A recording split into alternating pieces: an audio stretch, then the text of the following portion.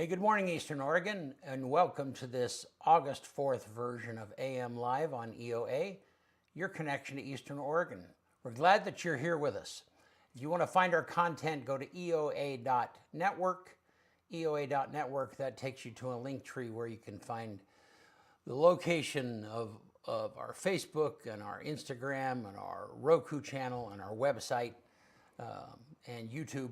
So all the places where you can find our content that might be convenient for you. And don't ever forget, we do have a Roku channel. So for our longer programming, or if you want to watch it in the evening, you can download that Roku channel and watch our stuff there. So, how are you, man? Good. Yeah. Yeah. Yep. It's cooled down a little bit, which is, the last couple of days, which is nice. So, Yeah. yeah. Just, it still feels like summer. There's no doubt about that. Yeah. The best part about it is there hasn't been as much smoke the last couple of days. Yeah. Just kind of give us a little break from going outside and smelling like you're at a campsite. Yeah. Yeah. The fires are a huge news, of course, locally here. And Nick Vora, we're going to have a phone call with him in a little bit. But I have friends in the Spokane area who lost their house with those fires that are happening there. And they arrested, you had talked about the potential of arson, and they arrested a guy yesterday. Yeah. That doesn't surprise me. Yeah. It's crazy. Yeah, because 3 fires start in a city all on the same day. A little bit fishy. Yeah, yeah. But that Spokane has a history of big fires. It's like the third or fourth one in the last 100 years. Yeah. I mean, downtown Spokane just completely burned down 100 years ago. Really? Oh, yeah. Huh. I mean, I don't know if it's just bad luck or, well, obviously you don't have much control over somebody starting fires. Yeah. But yeah, it's just there's a ton of social media video. Our friends, there's very little or no warning whatsoever. The sheriff's department showed up and said, "You got to get out now," and they got their pets out, but nothing else. I mean, no valuables, nothing. Well, I mean, when they say get out now, you probably don't go back in. Right? Yeah. I wouldn't anyways. Fire is no joke. I was watching a video today of from the early part of the fire, and there was a guy standing on his roof, and I think the house right next door to him was burning up, and he's trying to cool down his own roof. I don't know if that. I saw a picture of a whole neighborhood except for one house burned down. Yeah. One house made it. How does that? You know what I mean? Like just one house not even touched, and then all the rest of the houses in the neighborhood gone. Yeah. And when I say gone, I mean like ground. Right. Like Right. Gone. Yeah. Yeah. No. I was talking to our friends last night, and it burned down on Saturday, and they still can't get into all the places in the house because there's still things that are too hot. It's still burning. Yeah. Yeah. That makes sense. Yeah, awful. So. Yep. Yeah. Well, what else is going on? Slow time. You went to the county fair? Yeah. Benny and I went to the fair on Friday. It was, to be honest, I wasn't that impressed.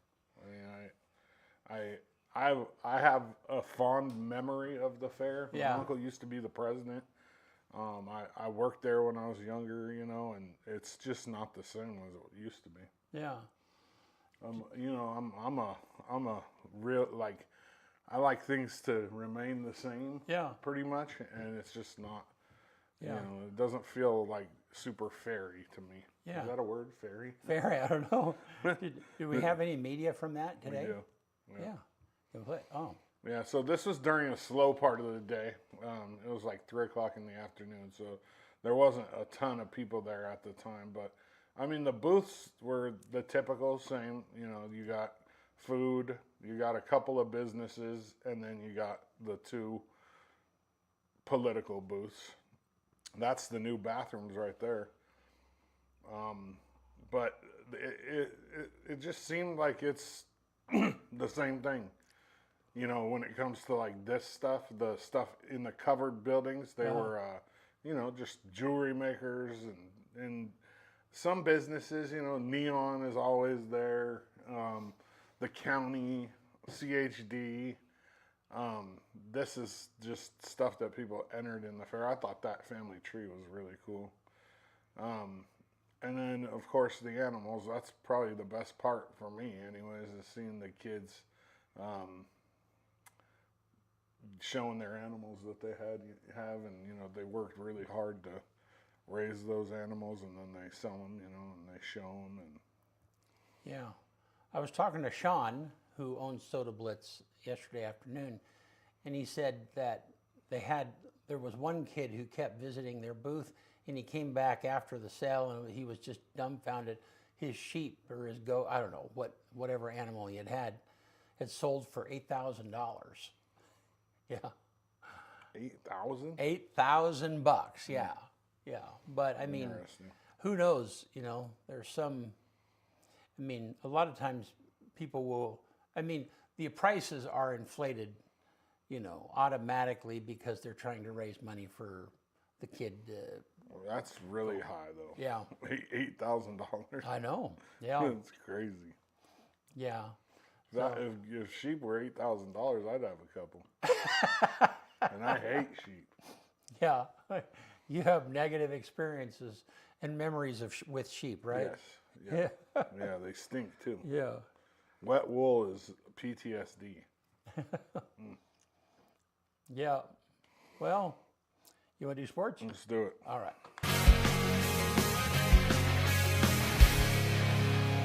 AM Sports Report brought to you by Hobby Habit. Revo proudly demonstrates Traxxas's passionate commitment, innovation, ultimate performance, and unmatched engineering. Revo's radically advanced suspension, chassis, and transmission design takes performance to a higher level. With the larger TRX 3.3 racing engine, Revo pushes the performance envelope even further with relentless, over-the-top horsepower. Available at Hobby Habit, 411 First Street in LeGrand, just for the fun of it.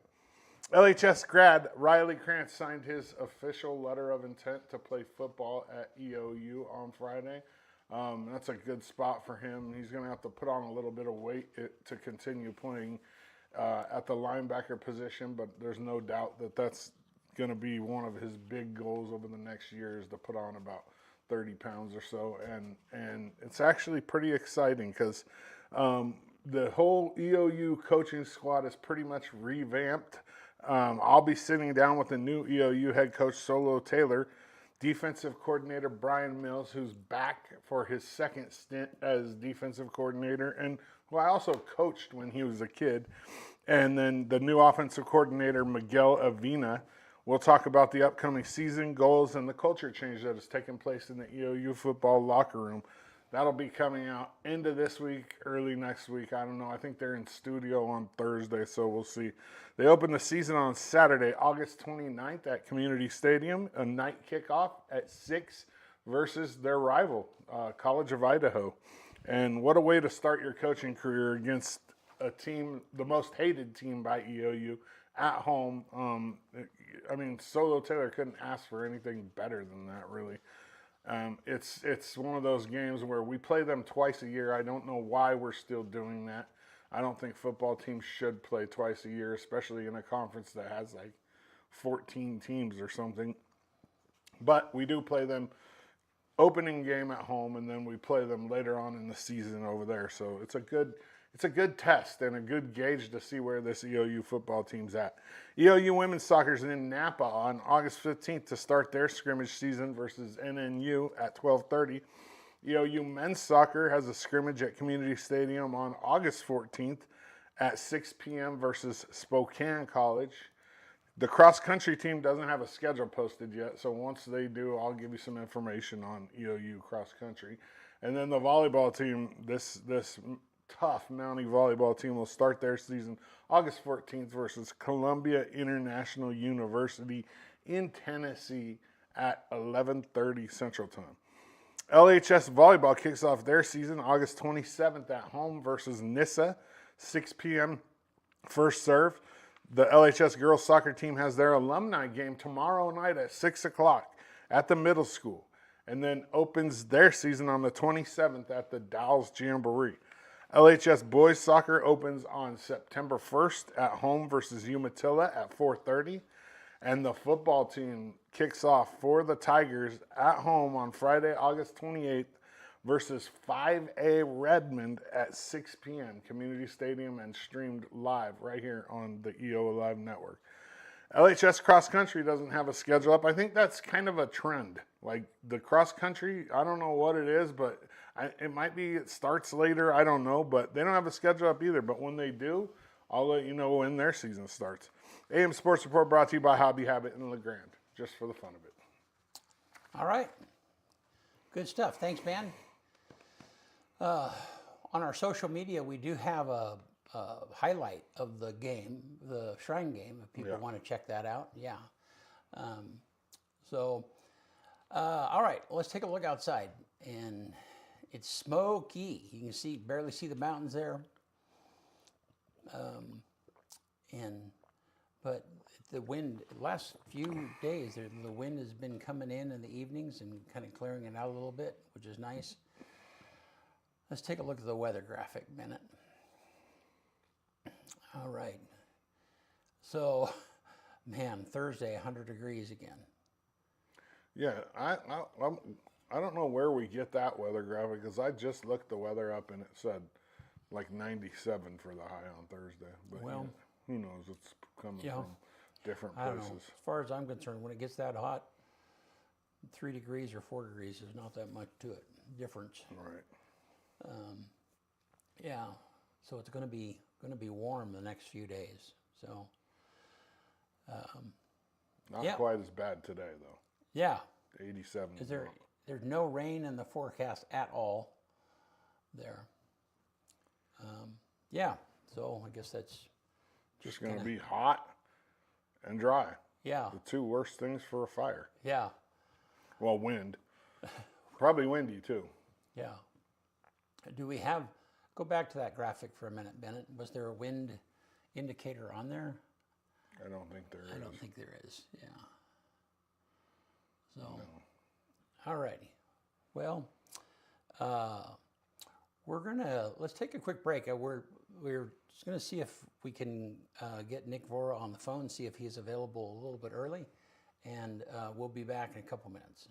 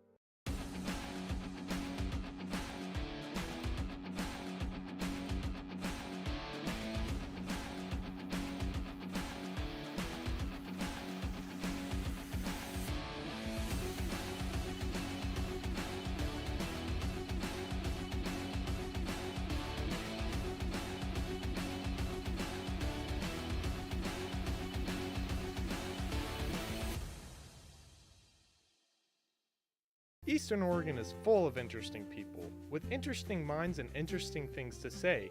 Here at EO Live, we're committed to connecting you to these intriguing people with EO Talks. We let our special guests share their ideas and life experiences with deep, open, engaging, and inquisitive conversations. You'll also be informed in depth on some of the most recent and relevant events, issues, and more. EO Talks on EO Live, your connection to Eastern Oregon, now on Roku.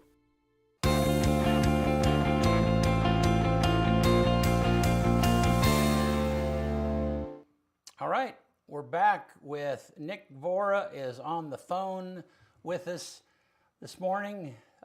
Hey, how are you, man? I'm doing well. Thanks for having me. Yeah. Where are you at right now? Are you at somewhere? I am actually out of town right now, but yeah, I've got coverage for me back in La Grande at the moment. Yeah. With Umatilla County covering we cover for each other. Yeah. So yeah. Well, yeah. So kind of give us. I think the most pressing thing in people's mind is, the Hagen fire, and as it approaches this direction. I mean, kind of give us an update on what's happening there. So the Hagen fire, which initially started in the area of the North Fork of the Umatilla River over in Umatilla County, the initial threat from that fire was spreading to the north and to the west. And Fire Resources did an outstanding job in the initial weeks of that fire, controlling its spread, threatening the fairly populated areas, especially along Highway 204 in that Weston Mountain tollgate area, where there's upwards of 600 structures. And as the fire has progressed over time, it's now moving to the general direction of the east and southeast. And fire crews are now focusing their efforts on controlling its expansion towards that area. So the west and northwest sides of the fire are fairly controlled, much cooler, versus the east and southeast sides of the fires, where it's currently the most uncontrolled burning edge that's being worked on. So from an overall values at risk standpoint right now, as far as the fire goes, some of the areas that we're watching in particular are the area around like Langdon Lake and the Spout Spring ski area. If the fire were to cross the North Fork of the Umatilla River, it has the potential to burn up to the east and northeast there. But that side of the fire so far is looking good and on a positive trajectory.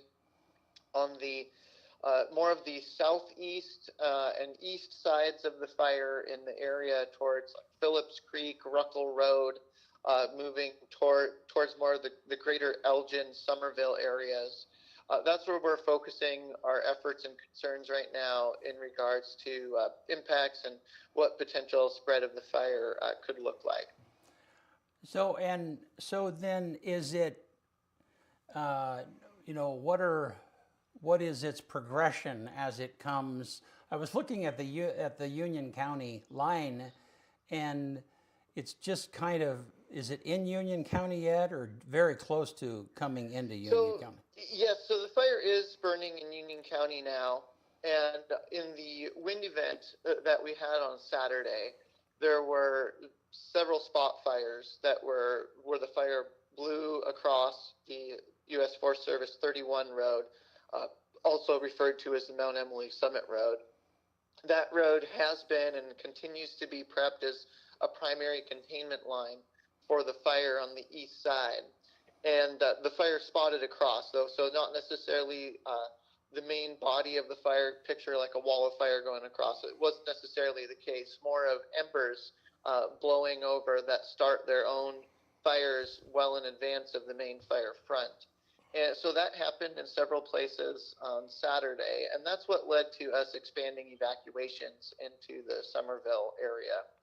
So right now we have our level 3, which is our go now evacuations. Those are from the National Forest boundary north in up above Ruckle Road and Craig Loop in that area. So north of the forest boundary, and then west of Highway 204 on National Forest. So currently our level 3 evacuations, which we reevaluate and reassess every day, if not multiple times a day, is on the National Forest. Our level 2 is the area from the National Forest boundary south, and it just captures the upper addresses along Ruckle Road.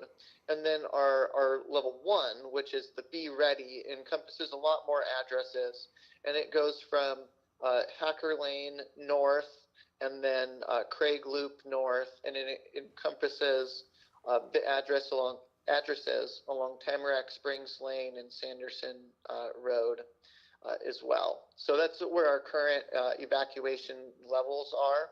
And the threat of the fire at this point, our primary concern would be if wind and dry weather in the coming days may have that fire continue to expand in the Ruckle Road and Phillips Creek general drainages and areas moving downhill. Okay, so then in the Somerville area, is that still an evacuation? Are those? So yes, the vast majority of our evacuation area in Somerville, as far as the number of residences and structures, is at level 1, Be Ready. So that's have a heightened awareness, take the time now to get things in order and situated. Maybe if you have animals, make arrangements so that if you do need to evacuate, that you have a place arranged to be able to bring them to.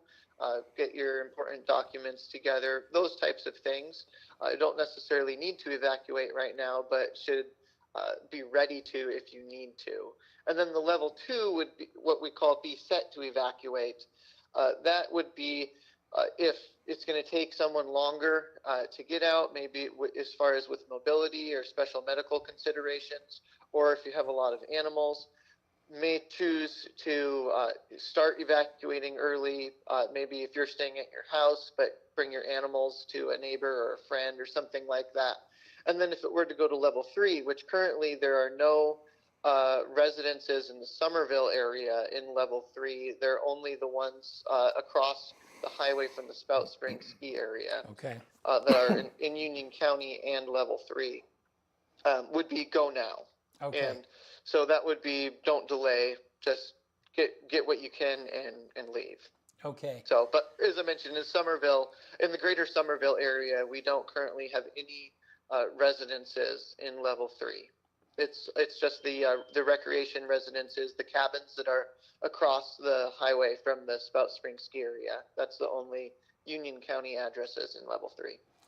So, I mean, we have gotten your press releases or the press releases that are coming out of Union County and those evacuation levels, and they refer to numbers, and I know that number is an area, but I haven't connected how to look up that area with that number. Okay.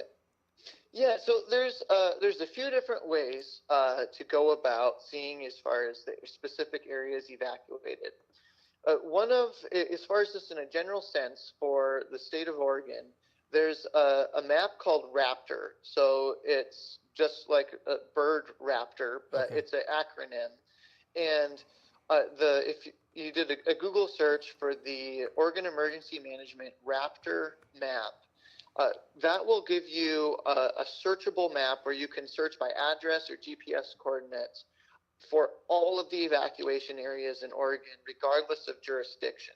Okay. So that's the first place that I send people to to see where they are, or maybe where friends and loved ones are in relation to an evacuation area.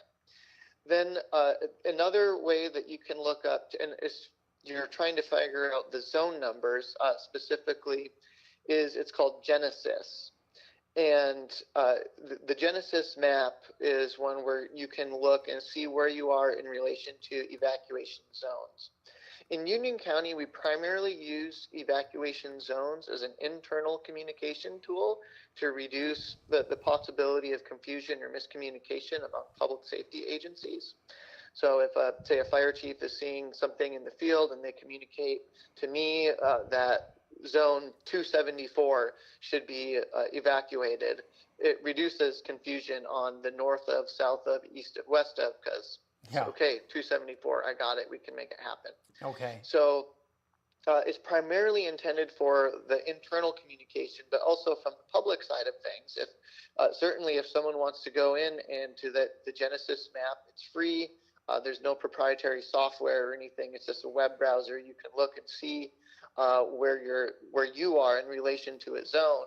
And then on a press release or something like that, when those zones are published, you can see if it includes those. So the Genesis map will show people where they are in reference to zones. That's something that is used in now a significant number of the counties in Oregon, but not all counties in Oregon. Whereas the Raptor map incorporates evacuations in all counties in Oregon. Okay. It just doesn't show the zone numbers. It will just show the areas. Just show a polygon is green, yellow, or red for level 1, 2, or 3. So when there is like a go now, then are there sheriff's officers, or I mean, is there some hope of going to each of those places? I mean, kind of what do you hope is the procedure in those cases? So we have what we strive to do, and then sometimes the circumstances, well, obviously, depending on the time available, we may have to take deviations from what our desired course of action is. Yeah. But what we strive to do is, with a level 2 notification, where it's be set to go and knock on doors if we have the luxury of time and being able to do that. And let people know. If people aren't home, we'll post a notice on the door, and we'll also, to internally communicate, we'll often use flagging colors so that if we have multiple teams going through an area, we can by tying different colored flagging in different places, can communicate with each other that, hey, someone's already been to this address and notified it. So the level 2, we try to get to the houses, let people know. And then level 3 is where we really try and make sure that we send someone to knock on the door. If they're not there, post a notice on the door to communicate that to people as far as that you shouldn't be here right now because of the safety concerns. So that's definitely something we try to do. In a worst case scenario, if things are moving really fast, we may not have the time to post notices. It might just be knocking on the door and seeing if there's someone there. And if there's not someone there, moving to the next house.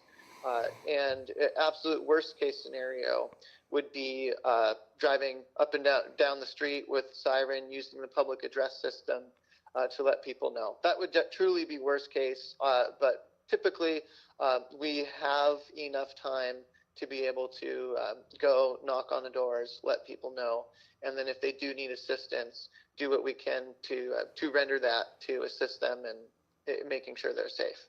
Okay. So one other question, and then we'll let you go. When you're seeing some of these structure fires, I mean, I understand that sometimes the structures, the fire might sweep through and it looks like the structures survived, but sometimes embers can be embedded somewhere. I mean, talk about that for just a minute. Yes. So most people think of the fire moving through and the houses starting on fire as that main flame front passes through. In some cases, that's what happens.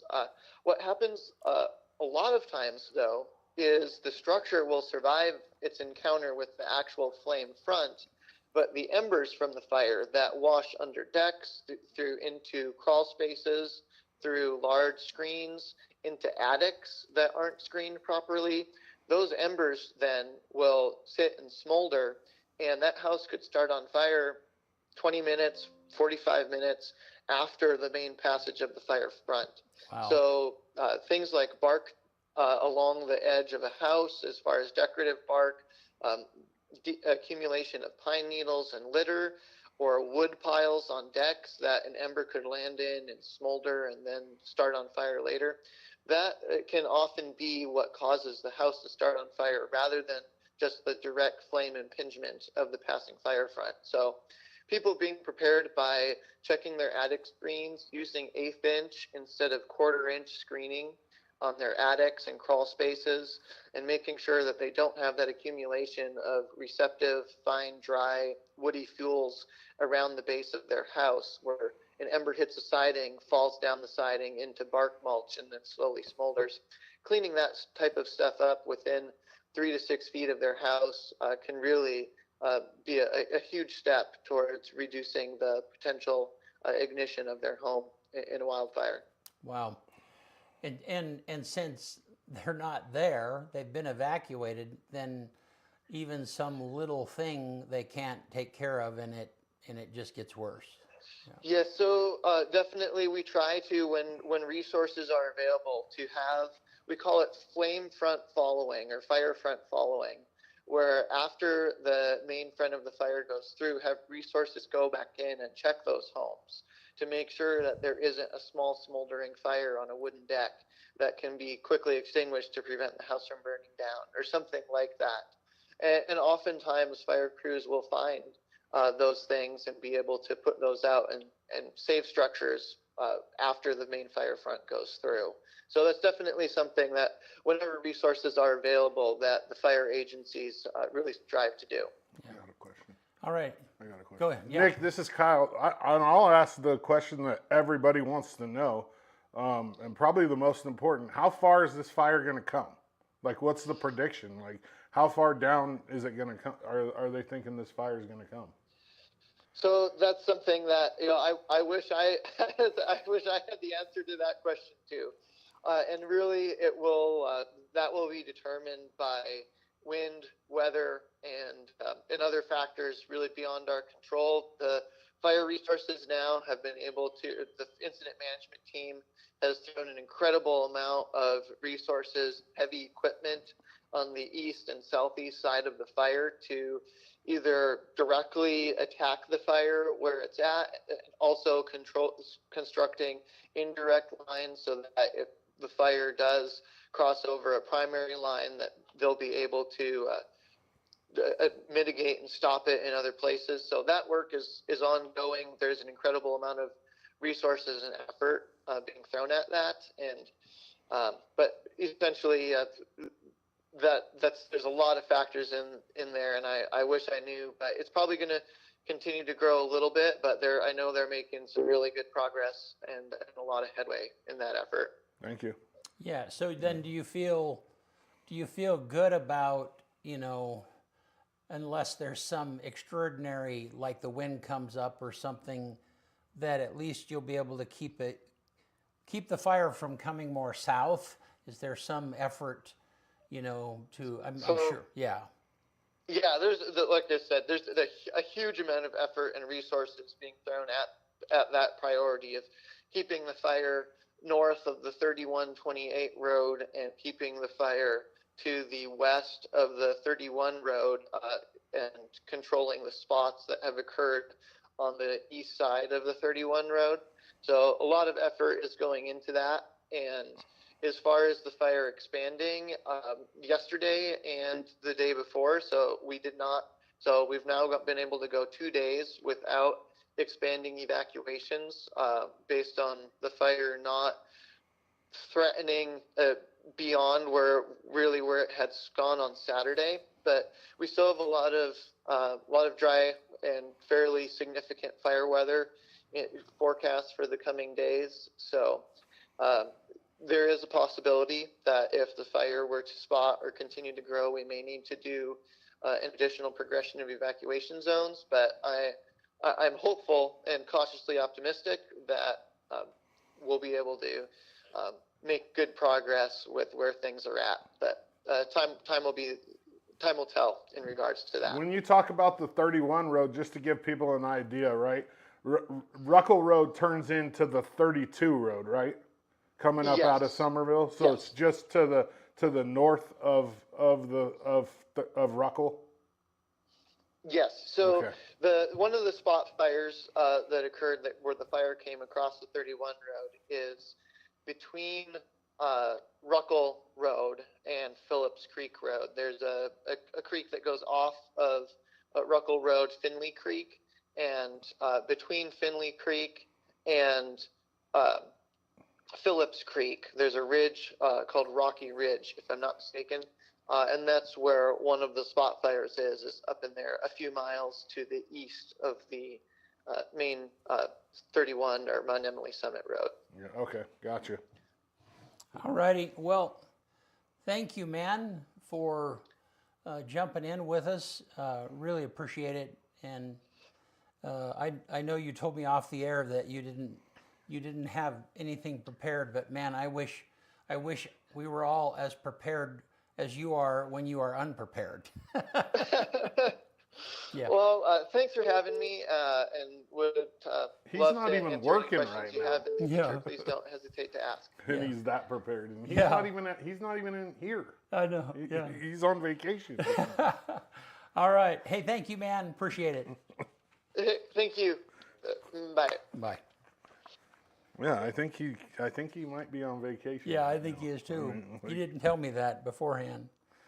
So, well, good. I mean, good. I mean, whatever it is, it is. But yeah. All right. Interesting. Yeah. You want to take off? Yeah, you let's want to do get us it. out of here? On this day, August 4th, 1693, the date, so this was when champagne was invented by Dom Perignon. 1693. 1944, Anne Frank is arrested in Amsterdam by German security police following a tip-off from an informer who is never identified. 1984, on this day, American Carl Lewis wins the 100 meters in 9.9 seconds in LA, the first of his 9 gold medals over 3 Olympic Games. 2007, on this day, San Francisco slugger Barry Bonds homers off Clay Hensley in the second inning of a 3-2 loss to San Diego to tie Hank Aaron's 33-year-old Major League Baseball career home run record of 755. And then in 2020, the United Nations says COVID-19 pandemic is the biggest educational disruption in history, affecting nearly 1.6 billion students in 190 countries. The number one movie in America on this day in 2006, which is 20 years ago, Talladega Nights, The Ballad of Ricky Bobby.